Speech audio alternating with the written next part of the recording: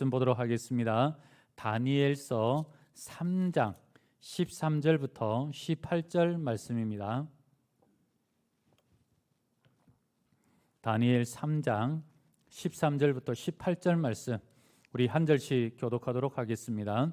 느부갓네살 왕이 노하고 분하여 사드락과 메삭과 아벳느고를 끌어오라 말하매 드디어 그 사람들을 왕의 앞으로 끌어온지라.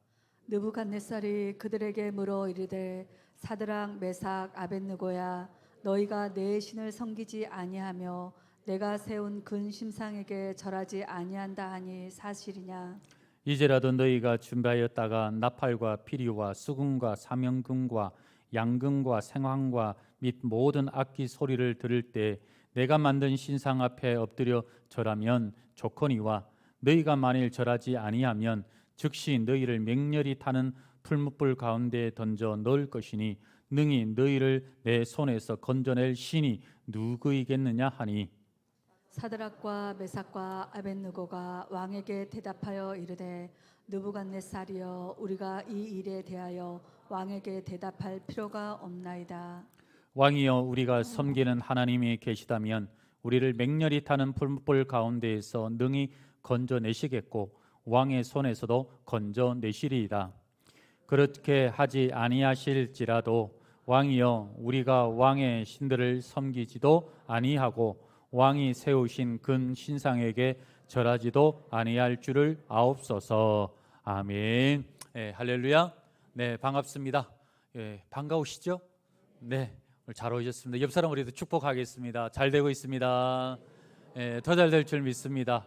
앞으로 뒤로도 인사하시고 온라인으로 오시는 분들도 그런 축복이 있기를 바랍니다. 날씨가 따뜻해서 겨울 같지 않은 겨울, 이렇게 따뜻한 성탄이 있을까 싶은데 어찌되었든 따뜻하니까 좋고 우리 성도님들 올 겨울도 건강하게 나시기를 바랍니다. 인류에 있어서 최고의 난제 중에 하나가 사람이 태어날 때부터 선하냐 악하냐입니다. 여러분들은 사람이 선한 존재인 것 같습니까? 아니면 악한 존재인 것 같습니까? 선하다. 어떤 분들은 악하다. 악하다고 생각하시는 분들 인생 험하게 사신 분들이에요. 뭐 어찌됐든 간에 그래서 인류 역사에 보면 선하다고 말하는 대표적인 인물이 공자, 맹자, 그리고 악하다고 말하는 사람이 대표적인 사람이 순자, 이렇게 볼 수가 있어요. 공자는 살던 시대가 춘추전국 시대, 날마다 전쟁하던 시대입니다. 그래서 하는 말이 사람은 원래 선한 존재인데 그런데 교육을 받지 못해서 이렇게 악하게 된 거야. 그래서 유교 교육을 잘 받으면 사람은 선하게 될 거야. 그런데 전혀 효과가 없었죠. 그 다음에 맹자가 있습니다. 맹자도 같은 시대입니다. 이 사람도 보면은 원래 사람은 선한 존재인데 그런데 악을 행하는 것은 사람의 얼굴을 한 그 마음에 짐승이 들어가 있기 때문에 악한 이 악을 행하는 거야. 그래서 나왔던 말이 인면수심이라는 그런 말이 나옵니다. 그래서 전쟁을 일삼는 왕은 저 사람은 사람이 아니야, 짐승이야. 저런 왕은 끄집어 내릴 수도 괜찮아. 그래서 역성혁명의 단초를 제공하는 인물이 맹자입니다. 반면에 순자는 어떤 사람이냐? 사람이 선한지 보려면 어른보다는 어린아이 시대를 보면 될 수 있지 않겠냐. 그래서 어린아이를 가만히 관찰해 보니까 날마다 어린아이라고 떼쓰고 그 다음에 거짓말하고 동생이 있으면 어때요? 싹 때리고 모른 척하고 그러거든요. 거봐라, 사람은 선한 존재가 아니구나, 이렇게 이야기를 해요. 그럼 성경은 뭐라고 이야기를 하느냐? 성경은 하나님이 원래 인간을 창조하실 때는 선한 존재로 창조하셨는데 인간이 선악과를 먹음으로 죄가 들어오기 시작한 거예요. 그래서 우리가 죄의 오염이 되었다. 하지만 인간은 그럼에도 불구하고 여전히 그 안에 하나님의 형상이 남아있기 때문에 선과 악이 공존하는 모습으로 있다는 거죠. 그래서 예수 그리스도께서 이 땅에 오셔서 십자가의 죽으심으로 인하여 그래서 죄에 대해서는 죽고 하나님에 대해서 사는 그런 일, 성령의 역사를 통하여서 우리는 죄를 죽이고 선을 행하는 그런 일을 감당하는 존재가 되었다라고 성경은 이야기하는 거예요. 여러분, 훨씬 더 성경이 우리 인간에 대해서 정확하게 간파하고 있다고 생각이 드시죠? 이 소설에 보면 지킬 박사와 하이드라는 소설이 있습니다. 이 지킬 박사가 생각해 사람 내면에 있는 선과 악이 있는데 이거를 어떻게 좀 분리하면 어떨까? 그래서 약을 하나를 개발했어요. 그 약을 먹으면은 그 하이드라고 하는 악한 그런 내면에 있는 악한 존재가 뛰쳐나옵니다. 그래서 나쁜 짓도 하고 막 그래요. 그런데 시간이 가면 갈수록 이제는 약을 먹지 않았음에도 불구하고 하이드로 변하는 거예요. 이제는 자신이 감당할 수 없는 지경에까지 이릅니다. 아, 이래서는 안 되겠구나. 내가 통제할 수가 없구나. 그래서 결국은 뭐냐? 자기가 하이드로 변하기 전에 스스로 자살을 해서 생을 망함하는 뭐 그런 이야기입니다. 우리 안에는 이 두 가지 모습이 항상 존재하고 있어요. 그래서 로마서 7장 23절에는 이런 말씀이 있습니다. 내 지체 속에서 한 다른 법이 내 마음의 법과 싸워 내 지체 속에 있는 죄의 법으로 나를 사로잡는 것을 보는도다. 내 안에 악을 행하려고 하는 이 법이 내 마음에 있는 선한 법, 선을 행하려고 하는 법을 이겨가지고 나를 자꾸만 죄의 법으로 사로잡아가는 걸 내가 본다. 이렇게 이야기를 하는 거예요. 여러분들, 우리가 부모님에 대해서 때로는 분노하는 마음 있어요. 그렇지만 또 한 면에서 보면 부모님을 사랑하고 존경하는 마음도 있어요.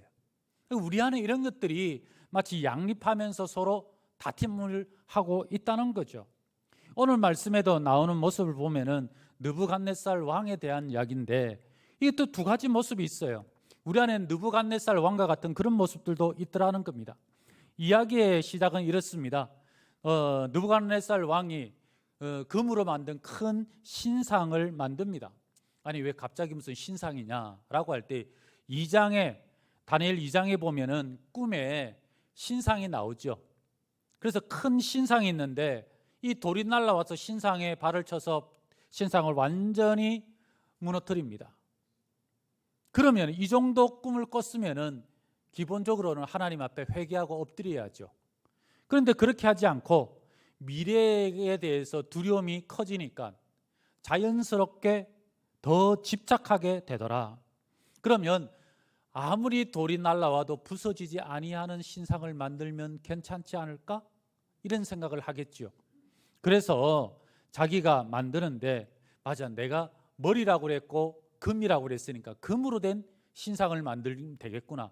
아무리 돌로 금을 쳐도 금이 부서집니까? 안 하지요. 그럼 만드는 거예요. 근데 그 크기가 60규빗, 그러니까 지금으로 보면 30m 정도 되는 엄청난 크기의 신상을 만들게 되는 겁니다. 그래서 이걸 만들어 놓으면 그 누구도 나를 넘어뜨릴 수 없을 거야. 자, 그렇게 신상을 만들었어요. 그 다음에 또 한 게 뭐냐면은 이 신상의 모든 사람은 절을 해야 된다. 왜 절을 해라고 시키냐면은 이 나라가 지금 가만히 보니까 멸망한다는 그런 꿈인데 이 우리나라가 가만히 보니까 이게 이렇게 강력한 나라가 주변의 다른 나라가 우리나라를 넘볼 수는 없을 것 같아. 그러니까 외부에 있는 나라는 우리나라를 이길 수 없으니 우리나라가 만약에 무너지면은 내부의 반란을 통해서 무너질 거야.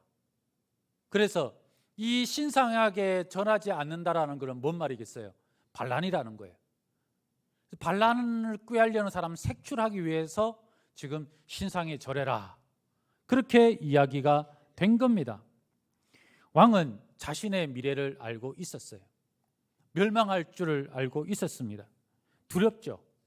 두려우니까 이 두려움을 이기기 위해서 더 자기를 과시하고 더 많이 집착하고 살기 위해서 아둥바둥거리고 그러면서 신상을 만든 겁니다. 여러분들, 이 신상을 만든 느부갓네살 왕이나 여러분의 삶이나 뭔가 다릅니까? 똑같지 않습니까? 특별히 그리스도인이라고 해서 다른가? 똑같아요. 어디서 우리가 보면 알 수 있느냐? 자녀를 키우는 데서 보면 알아요. 요즘 자녀들 키우기 얼마나 힘든지 모르죠. 그래도 좋은 거 다 해주려고 혹이라도 내가 부족해서 자녀가 잘못될까 봐 걱정이 되니까 어린 때부터 해서 뭐 학원이라는 학원은 다 돌립니다. 그다음에 또 돈 좀 있는 집들은 영어 유치원 뭐 이런 데 가가지고 뭐 그게 잘못된 이야기는 아닌데 그러면서 우리나라 영어만 잘하면 된다고. 이 다 영어에 한 맺혔잖아요. 그 영어부터 어릴 때부터 시키고 초등학교 가면은 이미 그 의대 입시반이라고 있대요. 그러니까 초등학교 때부터 의대 보내겠다고 벌써 밑에 코스를 밟고 있는 거예요. 그 이 모든 것들이 왜 이렇게 된 겁니까? 다 두려움에서부터 시작되는 거예요.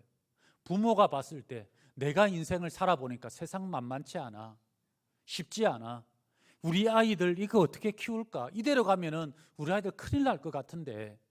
그러니까 자녀들을 어떻게 키우냐면은 신앙으로 키우기보다는 뭘로 키워요? 신앙이 아니라 무조건 세상에서 성공해야 된다는 거예요. 수단과 방법을 가리지 않고 야, 눈 한번 딱 감으면 괜찮아. 그러면서 무조건 성공해야 된다는 거예요. 이게 뭐예요? 내 안에 우상을 만들기 시작을 하는 겁니다. 이게 제일 많이 드러나는 게 결혼할 때 보면 알아요. 결혼할 때 보면은 신앙을 잘 지켜야 되는데 결혼하는 신앙을 보면은 신앙의 수준이 보입니다. 그래서 옛날에는 총각, 처녀, 교회에서 집사 직분을 안 줬어요. 이유가 이런 이유 때문이에요. 뭐 젊을 때는 막 결혼하기 전에 신앙 좋은 것 같은데 결혼할 때 보니까 뭐 전혀 안 믿는 사람하고 결혼하고 그런 경우들 많거든요. 그래서 여러분들도 보면 자녀들이나 손주들 보고 우리 청년들도 있지만 결혼은 할 때 딱 두 가지만 보십시오. 신앙과 인격만 보시면 됩니다. 나머지는 그냥 뭐 웬만하면 괜찮아요. 그런데 신앙과 인격이 무너지면 그 인생이 무너질 수가 있다는 거예요. 그래서 청년들이 물어봅니다. 하나님이 짝지어진 사람이 누굽니까?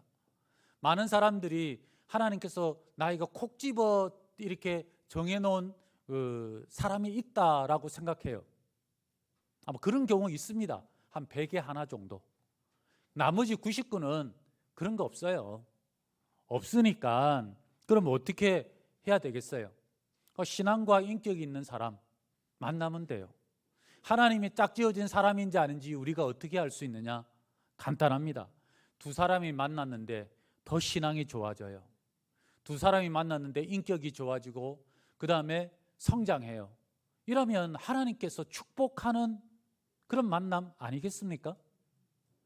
우리가 하나님께서 축복하는 만남을 만들어 가면은 반드시 그 가정은 하나님께서 복 주시는 가정이 될 수밖에 없다는 거예요. 그래서 저는 오랫동안 청년 사역을 하면서 이 청년들이 신앙보다는 스펙을 보고 결혼하는 경우들을 굉장히 많이 봤습니다. 그리고 결혼하고 난 뒤에 한 2, 3년 지나니까 이게 그다음부터는 눈꺼풀이 벗겨지잖아요. 그다음부터 후회하는 그런 경우들이 굉장히 많이 있었다는 거예요. 이런 모든 것들이 뭐냐? 내 안에 금신상을 만들어가고 있는 거라는 겁니다.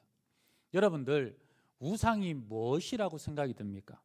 출애굽기 20장 4절 말씀 우리 한번 다 같이 읽겠습니다. 시작. 너를 위하여 아래로 땅에 있는 것이나 땅 아래 물속에 있는 것에 어떤 형상도 만들지 말라.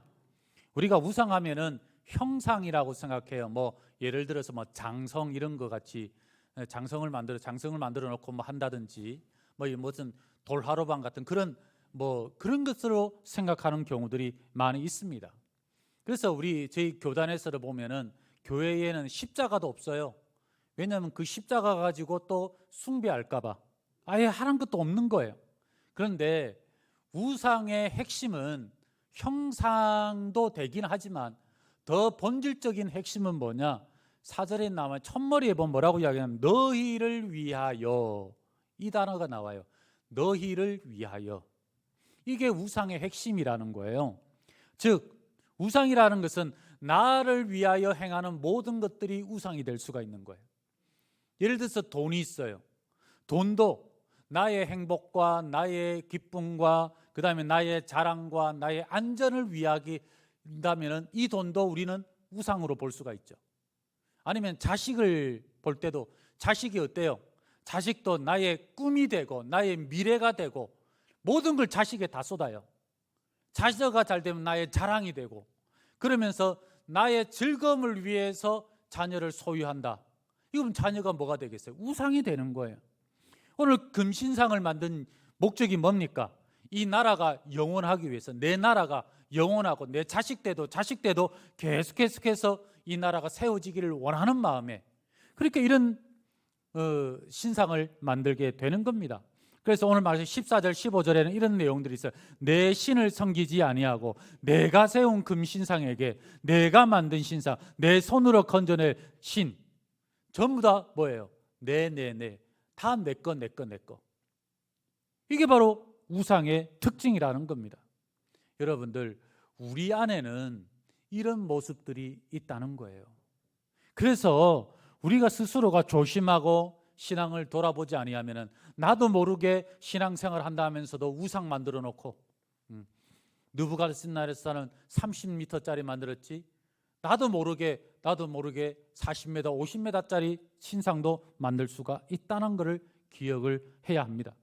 그러니까 또 한 가지 면이 뭐냐, 신앙적인 면도 우리 안에 있어요.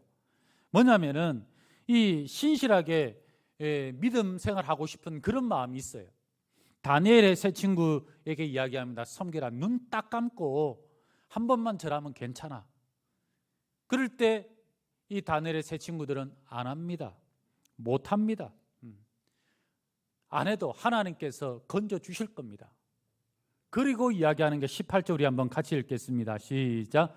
그렇게 하지 아니하실지라도 왕이여, 우리가 왕의 신들을 섬기지도 아니하고 왕이 세우신 금 신상에게 절하지도 아니할 줄을 아옵소서. 하나님께서 건져 주실 텐데, 만약에 건져 주지 아니하실지라도 우리는 절대 절하지 않겠습니다. 우리 안에 이런 마음이, 두 가지 마음이 공존을 하고 있다는 거죠. 여러분들, 우리는 바른 신앙을 가져야 됩니다. 신앙이라는 게 뭐냐면은 내 인생의 주어가 바뀌는 거예요. 그 전까지 우상이 뭐예요? 전부 다 내 거, 내가, 나, 내 중심에 나를 위해 했던 이 우상의 삶에서 신앙은 주어가 바뀌어서 내가 아니라 주께서, 하나님이 주를 위해, 이게 바뀌는 게 믿음이고 이게 바로 신앙이에요. 그래서 언제 우리가 주어가 바뀌느냐, 주인이 바뀌느냐 하면은 우리가 예수 그리스도를 믿으면서 나는 죽고 예수 그리스도가 내 안에서 살아날 때, 그때서야 비로소 주어가 바뀌게 되는 거예요. 그런데 여러분, 이게 쉬울까요? 아닙니다. 지킬 박사와 하이드처럼 언제든 약 하나만 먹으면 다시 지킬 박사로 돌아올 것처럼 생각하지만은 아니에요. 약을 안 먹어도 하이드로 계속해서 바뀌는 것. 결국은 우리는 우리 힘으로 이게 되지 아니한다는 겁니다. 마귀는 우리가 그리 아니하실지라도 믿음으로, 순수한 믿음으로 나갈 때도 우리를 어떻게 하느냐, 시험하고 유혹하고, 그래서 신앙으로부터 멀어지게 그렇게 만들어요. 세상에 좋은 것들은 다 짝퉁이 있습니다. 신앙도 마귀는 짝퉁을 만들어서 우리가 하나님으로부터 멀어지게 하고 있다는 거예요. 그러면 우리가 이 다니엘의 세 친구의 이 고백을 보면서 우리가 조심해야 될 게 뭐냐, 한 세 가지만 봤으면 좋겠어요. 첫 번째는 신앙의 공식을 만들면 안 된다는 거예요. 여러분들, 이런 이야기 있죠. 금도끼, 은도끼 이야기.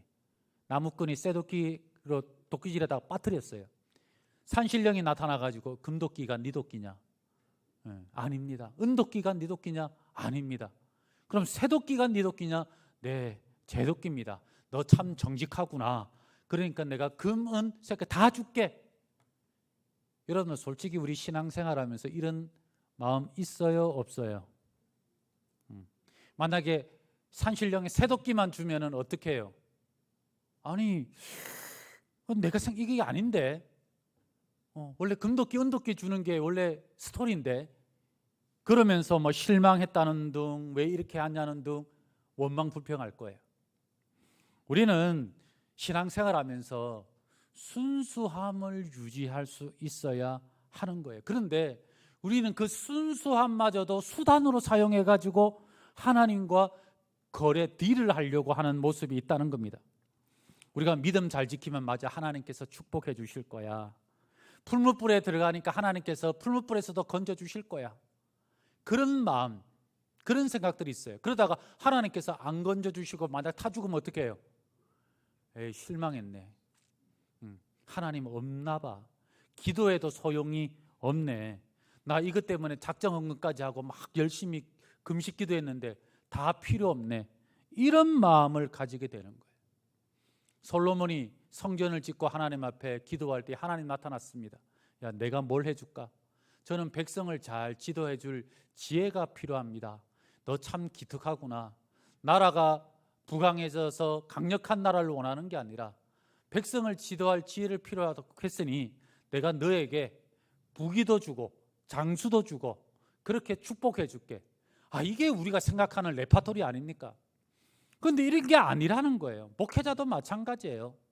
처음 신학교가 열심히 신앙생활하고 열심히 신학교에서 공부하고 이럴 때 기도할 때 보면 마음속이 전부 다 불타오르니까 저 하나님 부르시면 저 산골 오지도 가겠습니다. 저 섬 있는 낙도까지 가겠습니다. 막 그런 마음들 해요. 그러다가 진짜 낙도 가라고 그러면 어떤 줄 아세요? 하나님 실수하신 거 아니에요? 저는 저 강남인데 강남으로 가야 되는데 하나님 잘못하신 거예요. 하나님 다시 한번 생각해 보세요. 그런 마음 가져요. 기도하고 우리 열심히 이름 비춰라 매월 한 주를 기도하지 않습니까? 하나님 우리가 이렇게 기도했으니까 하나님 우리 교회에 부흥시켜 주셔야 되는 거 아니에요? 여러분들 우리들 마음속에 솔직히 저의 마음속에 은연히 정근히 그런 게 있단 말이에요. 그렇게 열심히 기도했는데 교회가 똑같아요. 그럼 여러분들 어떤 마음이 들겠습니까? 그러니까 우리에게는 뭐냐면 이런 신앙을 공식화해서 내가 하나님 앞에 이만큼 하면 하나님께서 이만큼 내 뜻을 들어주셔야 돼. 이런 생각을 가지고 있다라는 거죠. 우리가 이걸 조심해야 된다는 겁니다. 스데반은 복음을 전하다가 돌에 맞아서 죽었습니다. 순교했다고 우리가 표현을 하는데 과연 그의 죽음을 통해서 우리가 뭘 볼 수 있는 거예요? 아, 내가 이렇게 복음 전하면은 뭐 많은 사람들이 돌아와야 되는 거 아니야? 예수님 믿고 돌아와야 되는 그게 맞잖아요. 근데 돌에 맞아 죽었어요. 그렇지만 스데반이 하나님 앞에 죽으면서 기도했던 게 하나님을 원망한 게 아니라 어떻게 이야기합니까? 하나님 내 영혼을 받아 주시옵소서. 스데반은 내가 살든지 죽든지 상관없이 신앙을 공식화한 게 아니에요. 그냥 하나님 앞에 맡겨 놓았다라는 거죠. 그래서 여러분들 살다 보면은 내가 기도해서 될 때도 있어요. 그러나 안 될 때도 있더라는 거죠. 그러나 여기에 대해서 우리가 실망할 필요는 없다라는 겁니다. 그 다음에 또 한 가지는 뭐냐면은 내 뜻보다 하나님의 뜻을 사모해야 한다는 겁니다.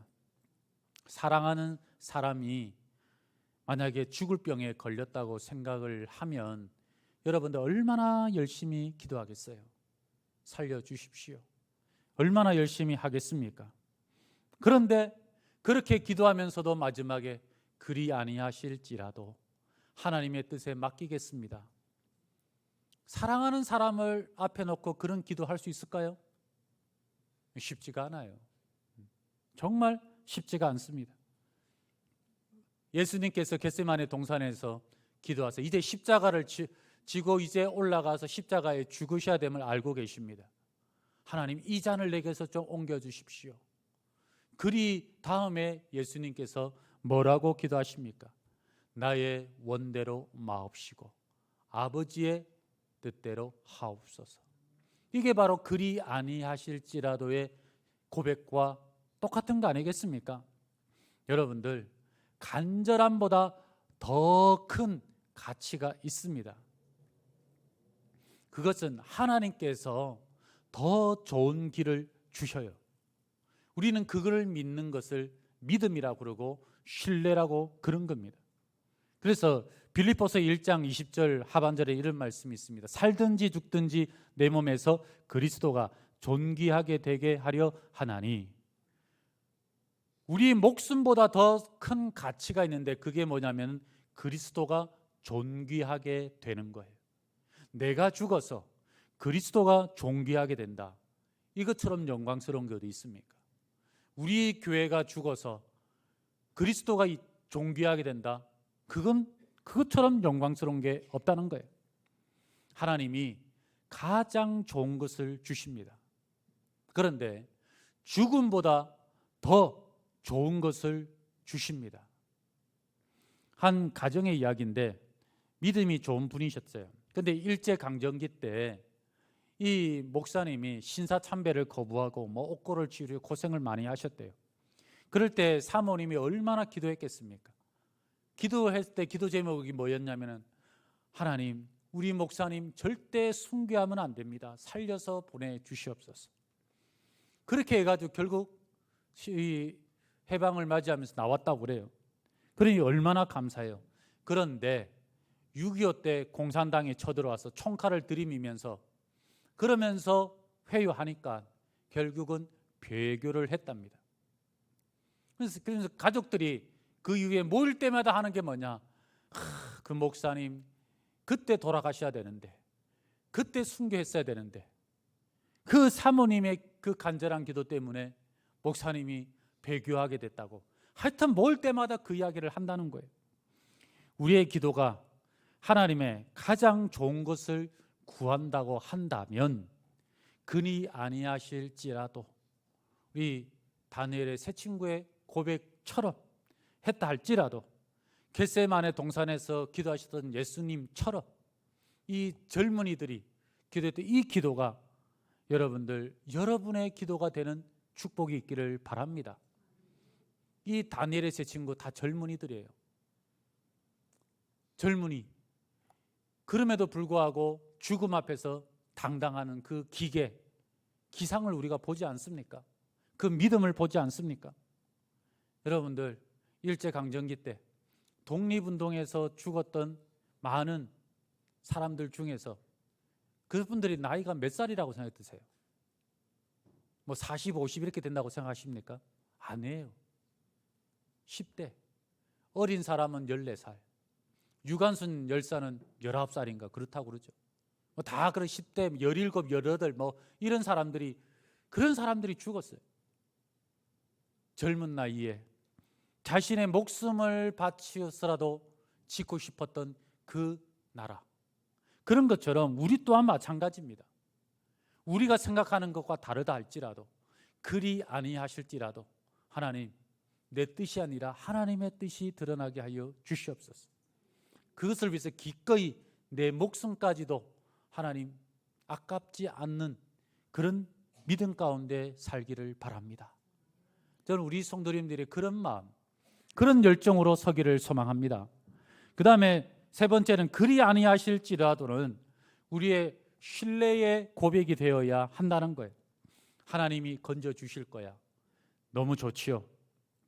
하지만은 하나님의 뜻이라면은 죽어도 좋아. 죽어도 좋아. 이게 바로 우리의 신뢰의 고백, 믿음의 고백이 되어야 된다는 겁니다. 우리는 뭘 잘해야 되느냐면은 믿음으로 죽는 걸 잘해야 돼요. 우리가 뭘 잘해야 되냐면은 믿음으로 망하는 것을 잘해야 돼요. 죽을 때도 신앙을 지키면서 하나님 앞에 영광 돌리는 믿음. 사업이 망하면에도 불구하고 신앙을 지키면서 그 속에서 하나님께 영광을 돌리는 그 믿음, 그 신앙, 이런 신뢰가 우리 가운데 있어야 되는 거예요. 한 알의 밀알이 땅에 떨어져 썩지 아니하면 한 알 그대로 있지만, 그러나 썩으면 많은 열매를 맺는 것처럼 예수님께서 십자가에 죽으셨기 때문에 구원을 이루셨고, 스데반이 돌에 맞아 죽었기 때문에 사도 바울이라고 하는 전무후무한 놀라운 전도자가 태어나지 않습니까? 우리는 믿음으로 죽게 하여 주시옵소서. 천하보다 귀한 게 생명이에요. 목숨보다 우리는 더 큰 것을 붙들 줄 아는 믿음과 신앙이 있어야 됩니다. 이 젊은 청년들의 이 믿음의 고백처럼 목숨보다 더 큰 게 뭘까요? 그게 바로 영생이고 그것이 구원인 줄 믿습니다. 우리의 신앙은 천국을 소망하는 신앙입니다. 이 땅에 살지만과 동시에 또한 천국을 소망하는 신앙이 사라지면은 우리는 뭐냐? 못쓴 덩어리가 돼요. 전부 다 우상 만들어 놓고 그리고 그것만 경비하게 될 겁니다. 사도 바울이 예루살렘을 방문할 때에 사람들이 환상을 보고 이야기를 합니다. 예루살렘에 가면은 결박과 환란이 기다릴 겁니다. 가지 마십시오. 그럴 때 죽음이 있다는 걸 알매도 불구하고 사도 바울은 예루살렘을 향하여 갑니다. 그러면서 무슨 이야기를 하느냐? 사도행전 20장 24절 말씀 한번 다 같이 읽겠습니다. 시작. 내가 달려갈 길과 하나님의 은혜의 복음을 정언하는 일을 마치려 하면은 나의 생명조차 조금도 귀한 것으로 여기지 아니하노라. 사도 바울에게는 자신의 생명보다 더 큰 가치가 있었어요. 그게 뭐냐? 사명이에요. 그 사명이 뭐예요? 복음을 증언하는 일. 그러니까 우리가 목숨 바쳐서 지킬 수 있는 더 큰 가치, 그게 사명이고, 그것이 바로 영혼을 구원하는 일, 복음 전하는 일. 그래서 교회가 복음을 전하는 일에 그렇게 열정을 품고 있는 겁니다. 독립운동가들 어때요? 자기 목숨 바쳐가면서 이 나라를 지키기 위해서 했잖아요. 세상에는 내 목숨보다 더 가치 있고 더 소중한 게 많이 있습니다. 그래서 이 세상의 모든 것들은 다 생명의 가치가 있어요. 그런데 신앙이라는 것은 뭐냐? 목숨을 거는 거예요. 목숨을 제일 귀하니까 이것을 걸고, 그리고 이 목숨을 뛰어넘는 것, 그게 바로 신앙이다. 그래서 목숨을 걸 가치가 있는 신앙, 저는 그것이 바로 우리가 믿는 신앙, 그게 바로 예수 그리스도인 줄 믿습니다. 저는 우리 성도님들이 그런 믿음으로 사시길 바랍니다. 돈에 매여가지고 돈이 다야. 돈이 좋지요. 우리 젊은이들 돈이 얼마나 좋아요. 그걸 벌기 위해서 얼마나 애씁니까? 돈이 소중하지만은 그러나 돈보다 더 큰 가치, 목숨이 소중하지만 목숨보다 더 큰 가치, 우리가 그 가치를 위해서 살아갈 때에 정말 이 세상에 사람들이 우리를 다시 보게 될 줄 믿습니다. 일본 사람들이 한국에 와서 관광을 엄청 많이 한다고 그래요. 우리나라 사람도 많이 가지만은 일본 사람들도 많이 온답니다. 한국에 와서 놀라는 것 중에 하나가 뭐냐면은, 아니 서울의 하늘에 생각대로 전신주나 아니면 이 전깃줄이 별로 없더라는 거예요. 그런데 일본 도쿄만 가더라도 전깃줄이 막 사방에 이렇게 많아요. 지저분할 정도로. 아니 왜 이렇게 많지? 뭐 많이 놀란다고 그래요. 우리도 나가 보면은 전신주가 그렇게 많지는 않습니다. 뭐 주택 가니까 좀 있겠지만은 특별히 저 상업지구 이런 데는 별로 없어요. 그럼 왜 이렇게 없어졌느냐면은 30년 전쯤에 우리 이제 나라에서 이제 전선 지중화 작업을 시작을 했대요. 그래서 이제 전신주 뽑아내고 전부 땅 파가지고 전신을 깔기 위해서 하고, 뭐 주택가야 뭐 괜찮은데 뭐 종로라든지 아니면은 그 명동 이런 쪽은 어떨까요? 뭐 거기는 하루에 엄청나게 돈이 왔다 갔다 하지 않습니까?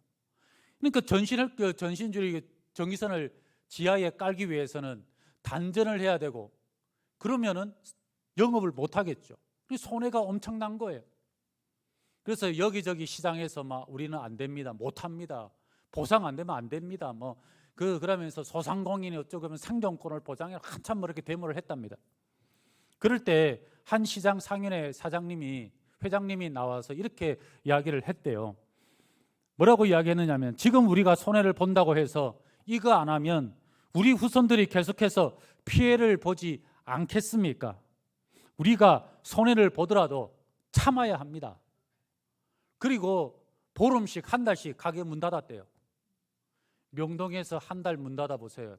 손해가 얼마일까요? 어마어마할 겁니다. 그렇지만은 후손들을 위해서 기꺼이 지금 손해를 감수하고 포기하고 다음을 위해서 합시다. 결국 그래가 지금 서울의 지중화율이 알아보니까 62%가 넘었어요. 계속 하겠죠. 돈보다 더 큰 가치를 이분들은 붙들었다는 거예요. 그분들 덕분에 우리는 전신주가 없는 전깃줄로 채워지지 않은 맑은 깨끗한 하늘을 지금 보게 되고, 그리고 우리 후손들도 더 깨끗한 하늘을 보게 되지 않겠습니까? 우리는 돈보다 더 소중한 가치, 목숨보다 더 소중한 가치가 있어요. 우리가 이걸 붙들면은 때로는 이 세상에서 내 생각하고 달라서 그리 아니하실지라도 이런 일이 생겨도 믿음으로 고백하게 될 줄 믿습니다. 저는 우리 성도님들이 신앙의 순수함을 유지하기를 바랍니다. 왜 교회가 세상으로부터 그렇게 존경받지 못할까? 그 이유는 교회가 순수함을 잃어버렸기 때문에, 마치 어린아이의 그 순수함을 잃어버리고 저 70, 80 넘은 그런 세상 속에서 닳고 다른 그런 모습으로 변해 있다 보니까 더 이상 교회를 동경하거나 아니면은 교회를 찬양하지 않은 것 같아요. 우리는 신앙이라는 게 목숨보다 더 큰 가치를 붙드는 거 아니겠습니까?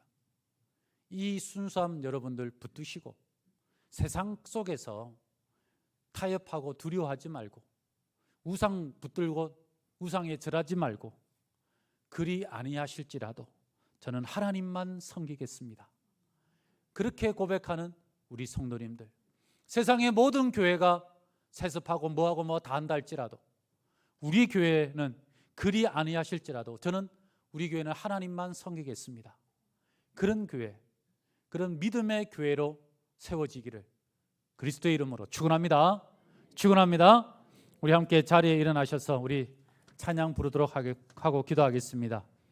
주만 바라볼지라.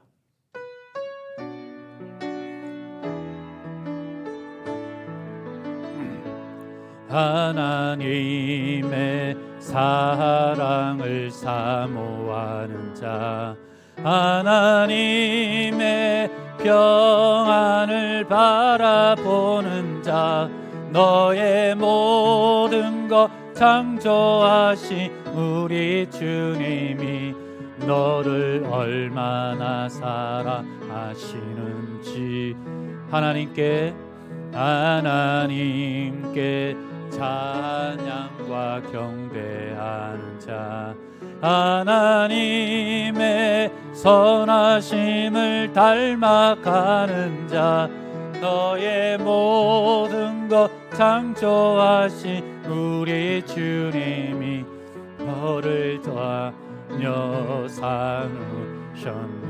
하나님 사랑의 눈으로, 하나님 사랑의 눈으로 너를 어느 때나 바라보시고, 하나님 민자한 귀로서 언제나 너에게 기울이시니 어둠에 밝은 빛을 비춰주시고 너의 작은 시름에도 응답하시니 너는 어느 곳에 있든지 주를 향하고 주만 바라보지라. 하나님 사랑해, 하나님 사랑의 눈으로 너를 어느 때나 바라보시고 하나님 민자한 귀로서 언제나 너에게 기울이시니 어둠에 밝은 빛을 비춰주시고 너의 작은 시름에도 응답하시니 너는 어느 곳에 있든지 주를 향하고 주만 바라보지라. 주만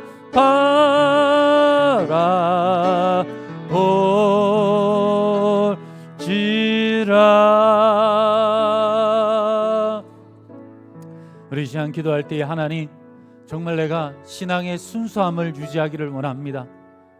기도하면서도 하나님하고 거래하고, 기도하면서도 욕심 내 뜻을 구하는 것이 아니라 진정으로 하나님의 뜻이 이루어지고 내가 주인이 아니라 주님이 주인이 되는 인생, 그런 삶 살기를 원하오니 아버지 하나님, 이 신앙의 순수함을 유지하며 믿음으로 살게 하여 주시옵소서. 우리 합심해서 우리 기도하도록 하겠습니다. 살아계신 하나님, 함께하여 주시옵소서. 내 안에 진정한 참 사랑, 참 신앙의 순수함을 유지하기를 원합니다. 믿음의 길을 가기를 원합니다. 아버지 하나님께서 함께하여 주시옵소서. 아버지 하나님, 하나님과 타협하고 거래하지 않게 하여 주시옵시고, 내 뜻이 아니라 하나님의 뜻이 이루어지기를 원하오니 아버지 하나님, 그리 아니하실지라도 하나님의 뜻에 순종하고 맡기고 나갈 수 있도록 주 여호와 하나님께서 도와주시고 역사하여 주시옵소서. 사랑이 많으신 하나님, 정말 먹고 살기 힘들고 곤란한 이때에, 우리 사랑하는 우리 청년들 답이 없는 이때에 아버지 하나님, 정말 그래도 우상에게 절하지 아니하고 바른 길 가기를 원합니다. 우리 모든 성도님들 신앙의 순수함을 유지하며 믿음을 지키고, 때로는 내 뜻이 아니라 할지라도, 그리 아니하실지라도 그래도 끝까지 믿음 지키며 하나님의 뜻을 이루는 일에 힘쓰는 모든 성도님들 되게 하여 주시사, 이 타락하고 어두운 이때에 정말 어린아이 같은 믿음과 신앙을 지키는 성도님 다 될 수 있도록 축복하여 주시옵소서. 지금은 우리 주 예수 그리스도의 은혜와 우리 하나님의 크신 사랑하심과 성령님의 교통하심이 그리 아니하실지라도 그래도 감사하고 주의 뜻 이루기를 원하는 사랑하는 우리 모든 성도님들 머리 위에, 가정과 자녀와 그리고 우리 교회 위에 지금부터 영원토록 함께 있을지어다. 아멘.